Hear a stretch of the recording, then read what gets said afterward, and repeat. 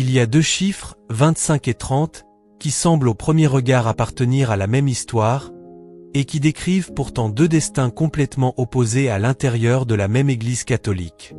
Le premier chiffre appartient à un groupe qui a commencé en 1988 avec une petite poignée de prêtres et presque rien d'autre.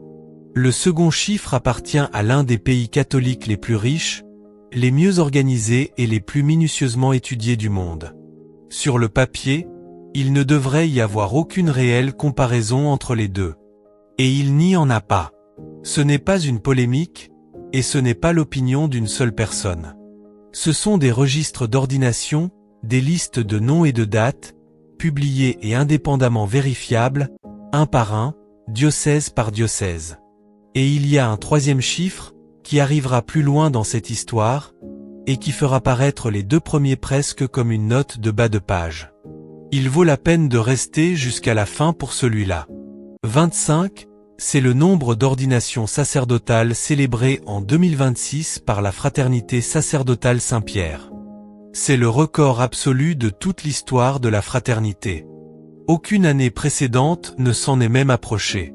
30, c'est le nombre de nouveaux prêtres attendus cette année à travers toute l'Allemagne. 27 diocèses, environ 19 millions de catholiques baptisés, et 30 ordinations dans tout le pays, de la mer du Nord aux Alpes. La Fraternité sacerdotale Saint-Pierre a été fondée en 1988 par des prêtres qui avaient quitté la Fraternité Saint-Pie X après les consécrations des cônes, choisissant plutôt de rester en pleine communion avec Rome tout en continuant de célébrer la liturgie latine traditionnelle. 38 ans plus tard, ce même petit groupe sécessionniste ordonne, en une seule année civile, à peu près autant de prêtres que toute l'Église catholique allemande, une Église avec une infrastructure nationale, un impôt d'église obligatoire, des facultés de théologie dans ses universités, et 19 millions de membres inscrits derrière elle. À partir de ce point, laissons les chiffres parler. La première comparaison est brutale, et elle tient entièrement en une seule ligne. 25 contre 30, la même année civile, entre deux institutions qui ne sont pas du tout comparables en taille ou en ressources. 12 de ces 25 ordinations de la fraternité ont été célébrées le 28 mai à la cathédrale Sainte-Cécile d'Omaha, au Nebraska, par l'archevêque Thomas Wensky de Miami. 13 autres ont suivi le 20 juin à Lindemberg, en Bavière, des mains de Mgr Marc Hayet de Bayonne. Les candidats venaient de 9 pays différents, 9 nationalités à l'intérieur d'une seule classe d'ordination. France, Portugal, République tchèque, Autriche, Croatie, Hongrie, Italie, Pologne et Suède. Quoi que ce soit, ce n'est pas le phénomène d'une seule région, ou d'une seule culture, ou d'une seule langue. Le deuxième chiffre est celui qui frappe le plus fort, et il n'a rien à voir avec la fraternité. Il concerne les diocèses allemands eux-mêmes, examinés un par un, nom par nom. 11 diocèses allemands sur 27 ne célébreront aucune ordination sacerdotale en 2026. 0. Pas une seule. C'est environ 4 diocèses allemands sur 10 qui ne donneront à l'Église aucun nouveau prêtre cette année. Parmi ces 11 se trouve l'archidiocèse de Munich et Freising, le cœur historique de la Bavière catholique, exactement le même sol où la fraternité a ordonné 13 hommes en un seul après-midi quelques semaines plus tôt. Le troisième chiffre est la chronologie allemande, et il faut la lire comme un tout plutôt que comme un instantané isolé. En 2024, 29 ordinations à travers tout le pays. En 2025, 26. En 2026, 30. 98, c'était le nombre d'ordinations allemandes en une seule année, il y a un peu plus d'une décennie. De 98 à 30 en l'espace de 10 ans, dans un pays qui n'est pas, au cours de cette même décennie, devenu plus pauvre, ou plus petit, ou vidé de jeunes.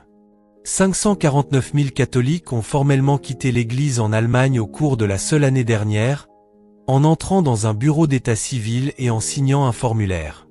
C'est comme si un diocèse entier, fidèles compris, avait purement et simplement disparu des registres en l'espace de 12 mois. Le quatrième chiffre concerne qui sont réellement ces 25 hommes nouvellement ordonnés. La Fraternité sacerdotale Saint-Pierre compte maintenant plus de 400 prêtres parmi ses 579 membres totaux dans le monde, Des hommes formés dans des séminaires s'étendant du Nebraska à la Bavière et au-delà. 39 ans, c'est l'âge moyen à travers toute la fraternité, séminaristes et diacres inclus. Pour une institution ecclésiastique occidentale au XXIe siècle, un chiffre aussi bas est presque anormal, le genre de chiffre qui fait s'arrêter les démographes étudiant la vie religieuse et revérifier les calculs. Plus d'une centaine, c'est le nombre actuel de séminaristes de l'Institut du Christ Roi Souverain Prêtre, une communauté séparée également dévouée à la liturgie ancienne. Là aussi la courbe monte tandis que, presque partout ailleurs, elle descend, et elle monte particulièrement vite aux États-Unis. 117 séminaristes appartiennent à la communauté Saint-Martin, qui cette année seule a amené 10 nouveaux prêtres à l'autel et est devenue l'une des principales sources de vocation de toute l'Église de France. Le 5e chiffre est celui qui renverse la lecture facile de tout cela, et c'est le plus difficile de tous à expliquer. Il ne concerne pas combien d'hommes sont ordonnés. Il concerne ce qui se trouve réellement dans la tête des hommes qui reçoivent l'ordination. 68% des prêtres ordonnés à la fin des années 1960 se décrivaient, lorsqu'on le leur demandait, comme progressistes. 16% se décrivaient comme conservateurs. 2%, c'est la part actuelle des autodéclarés progressistes parmi les prêtres ordonnés ces dernières années. 84% se décrivent maintenant comme conservateurs. 2 études indépendantes confirment cette même conclusion sous 2 angles différents. La National Study of Catholic Priests, une étude de 2025 menée par l'Université catholique d'Amérique, et une étude séparée, aucune des deux ne provenant d'un environnement traditionnaliste, aucune des deux n'ayant été commandée par quiconque ayant un intérêt à prouver ce point particulier. 60 en séparent ces 2 instantanés du sacerdoce. Entre les deux se trouve tout ce sur quoi l'Église a argumenté à travers ces décennies, concile et réformes et réactions et contre-réactions, et le résultat qui se trouve à la fin de tout cela est une inversion presque parfaite de l'endroit où les chiffres avaient commencé. Tenez ces 5 chiffres ensemble un moment avant d'avancer, car aucun d'eux n'a été choisi pour se tenir seul. Une année record pour un groupe autrefois écarté comme une curiosité passagère. Une église nationale, riche et structurellement intacte, produisant moins de nouveaux prêtres que ce même petit groupe. 11 diocèses vides au cœur historique du catholicisme européen. Un âge moyen, à l'intérieur du groupe en croissance, suffisamment bas pour déstabiliser les attentes. Et un renversement quasi total, à travers 60 ans, dans la manière dont les prêtres nouvellement ordonnés décrivent leurs propres convictions. 5 points de données séparés, 5 sources séparées, et aucun d'eux ne pointe dans une direction que quiconque prédisant avec confiance la disparition de la fraternité en 1988 aurait voulu voir. Il vaut de s'arrêter un moment sur la fraternité elle-même, car les chiffres bruts, aussi frappants soient-ils, peuvent obscurcir à quel point la survie de cette institution paraissait réellement improbable au moment de sa fondation. En 1988, les hommes qui formèrent la fraternité sacerdotale Saint-Pierre ne possédaient aucun bâtiment de séminaire en propre, aucun réseau établi de paroisses, aucune structure diocésaine sur laquelle s'appuyer, et aucune garantie qu'un quelconque évêque n'importe où dans le monde accepterait d'ordonner leur candidat. Ce qu'ils avaient, c'était un arrangement canonique avec Rome, une poignée de prêtres disposés à engager leur vocation sur lui, et une tradition liturgique qu'une grande partie de l'Église institutionnelle de l'époque traitait comme un chapitre clos plutôt que comme un héritage vivant. Les commentateurs qui écrivaient sur la fraternité dans ces premières années prédisaient rarement une expansion. La prédiction la plus courante était une absorption discrète ou une extinction lente, le sort de la plupart des petits mouvements religieux qui se forment en réaction à un moment historique unique et se trouvent ensuite sans plus rien contre quoi réagir une fois ce moment passé. Ce n'est pas ce qui s'est produit. Au contraire, la fraternité a construit des séminaires sur 2 continents, en Bavière et aux États-Unis, et a commencé à les remplir.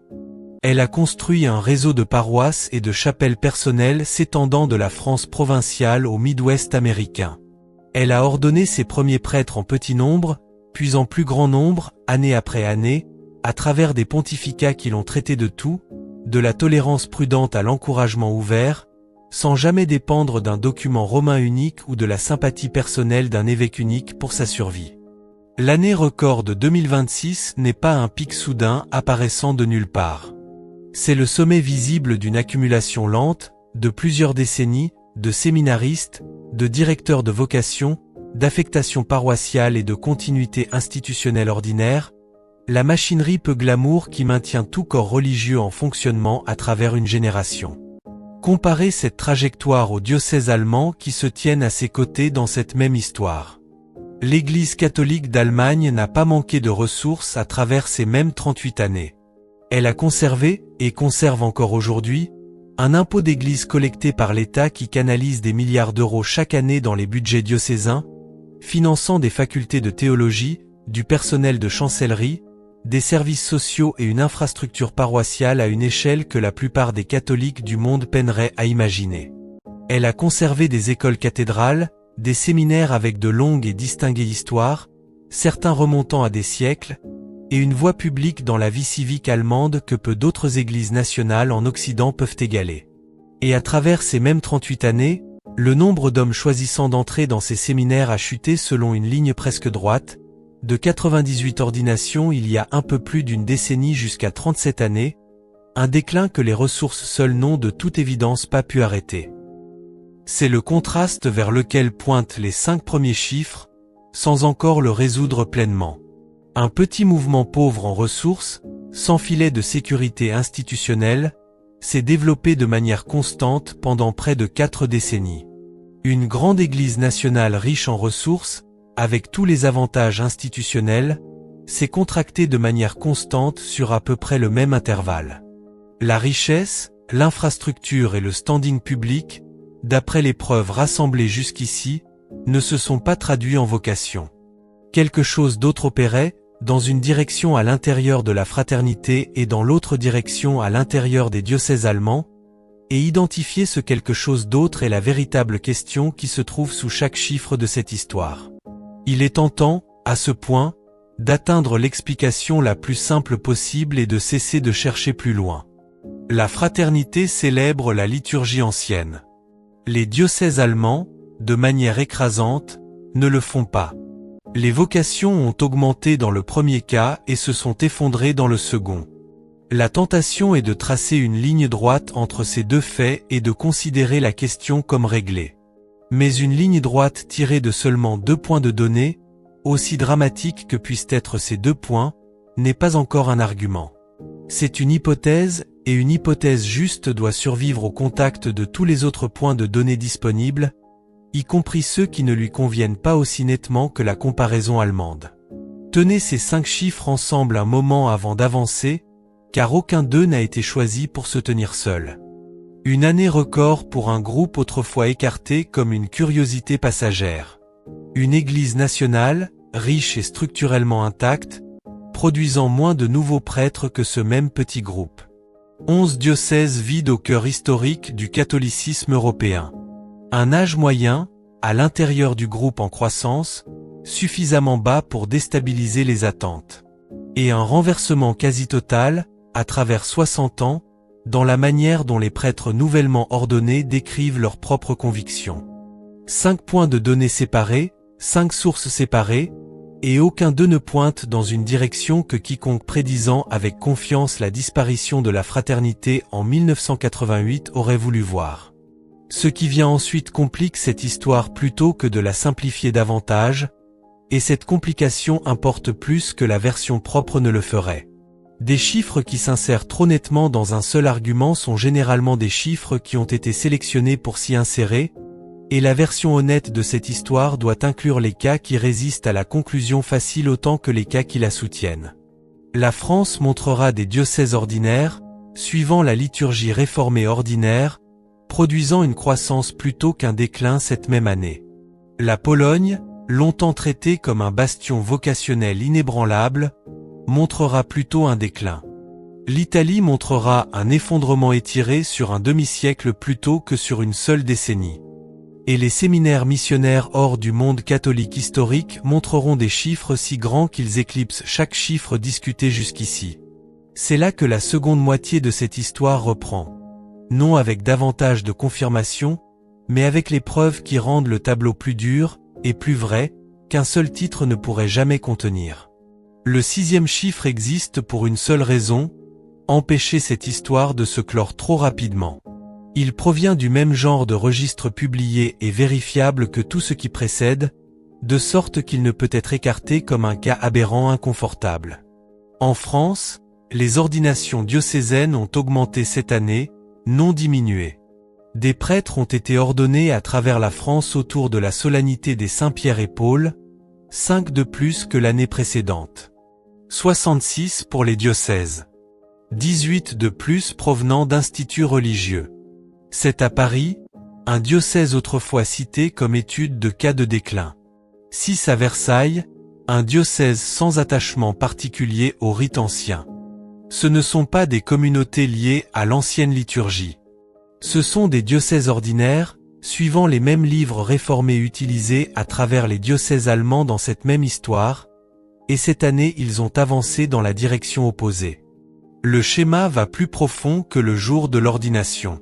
À Pâques 2025, 10 300 adultes et 7 400 adolescents ont été reçus dans l'Église catholique en France, des augmentations de 45 et 33%.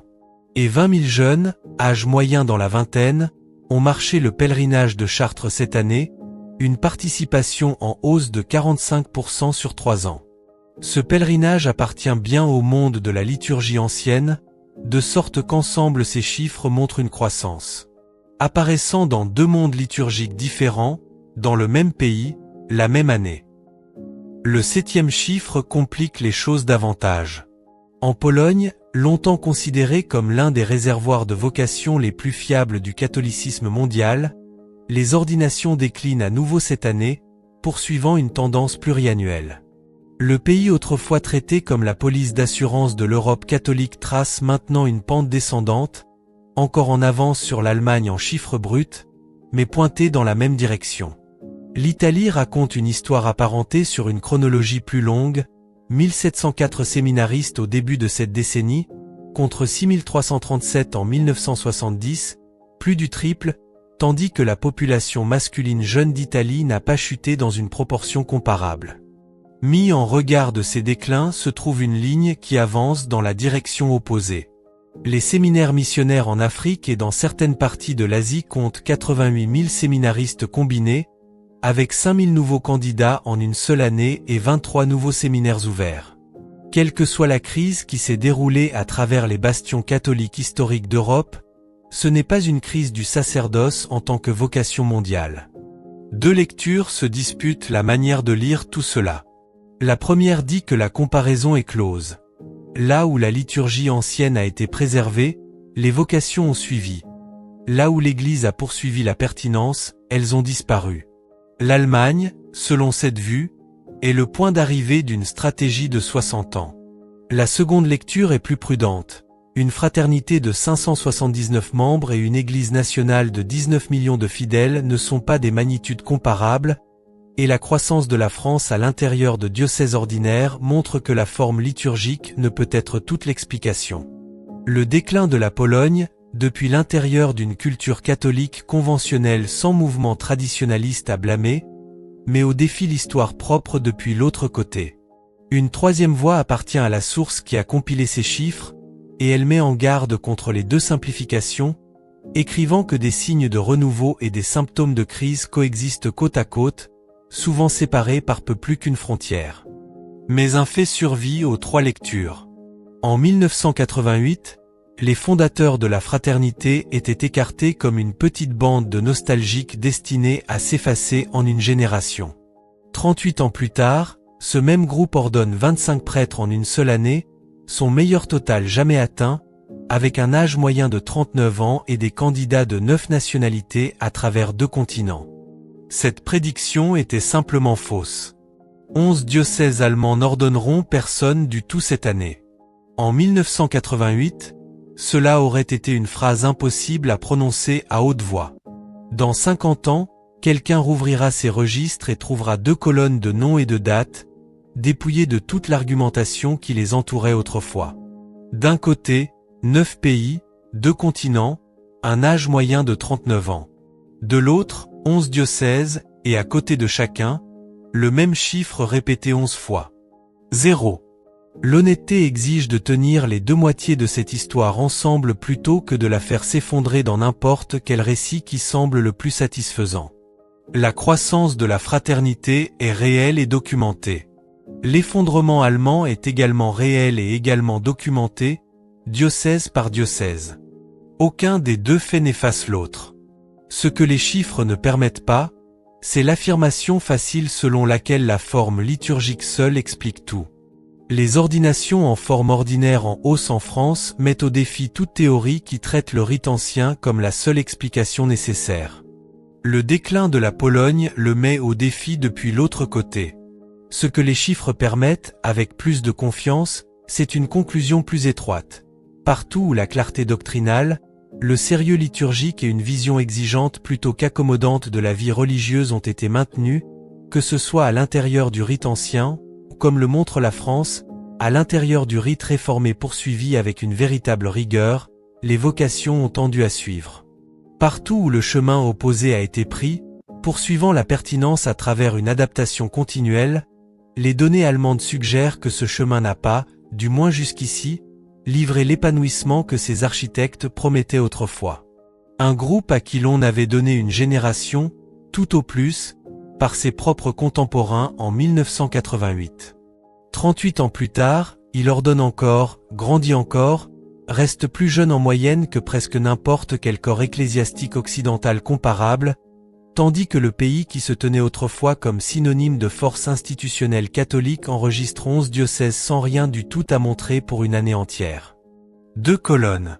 2 avenirs, écrits non dans le commentaire mais dans le langage plein des registres d'ordination que quiconque, à n'importe quel moment des décennies à venir, peut ouvrir et lire par lui-même. Qu'en pensez-vous? Laissez un commentaire ci-dessous. Amen. Que Dieu vous bénisse.